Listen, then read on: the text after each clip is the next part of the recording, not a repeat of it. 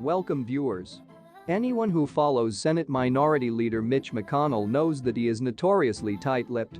Former House Speaker John Boehner, a man known for letting the waterworks fly, once said Mr. McConnell holds his feelings, thoughts and emotions in a lockbox so tightly that whenever one of them seeps out, bystanders are silent. In this video we will break it all down for you. But before we continue, please take a minute of your precious time to hit the subscribe button below and turn on the notification bell to get the latest update from us. That was why Washington's collective jaw dropped when, on Kentucky radio, Mr. McConnell blasted Florida Senator Rick Scott's proposal to let every government program, including Social Security and Medicare, sunset as a bad idea. Mr. McConnell twisted the knife even further when he said it would pose a challenge for him to deal with this in his own re-election in Florida, a state with more elderly people than any other state in America. Mr. Scott and Mr. McConnell have feuded bitterly ever since Mr. Scott led the National Republican Senatorial Committee last cycle.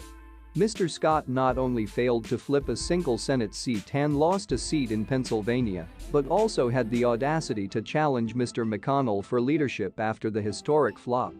Mr. McConnell responded by punishing Mr. Scott earlier this month by taking him off the Senate Commerce Committee. Mr. McConnell denied any reprisal, but almost anyone knows that was a means of keeping his fingerprints off it.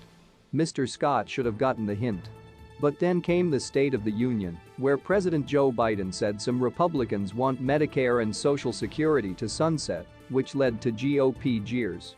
But Mr. Biden added that a majority of Republicans didn't want that and that he was politely not naming them. Mr. McConnell knew Mr. Biden was calling out Mr. Scott. Last year, when the multimillionaire former governor served as chairman of the National Republican Senatorial Committee, he released a plan to rescue America, which said all federal legislation sunsets in 5 years. That includes Social Security and Medicare. Mr. McConnell shot down the proposal immediately, which began their simmering feud. Anyone who had been in Washington long enough knew Mr. Biden was baiting Mr. Scott, and on Thursday, Mr. Biden continued to reel him in when he visited Florida. And Mr. Scott fell for it, immediately putting out 2 statements defending his plan and going in a painstaking CNN interview with Caitlin Collins. Politico's Playbook newsletter delivered a brutal headline when it said Rick Scott just won't take the L. That was enough for Mr. McConnell. To be clear, Florida, which has become deeply Republican in the past decade since Barack Obama was the last Democrat to win the Sunshine State, likely will not turn against Mr. Scott, who has never lost a race. The Democratic Party faces an uphill battle in the state.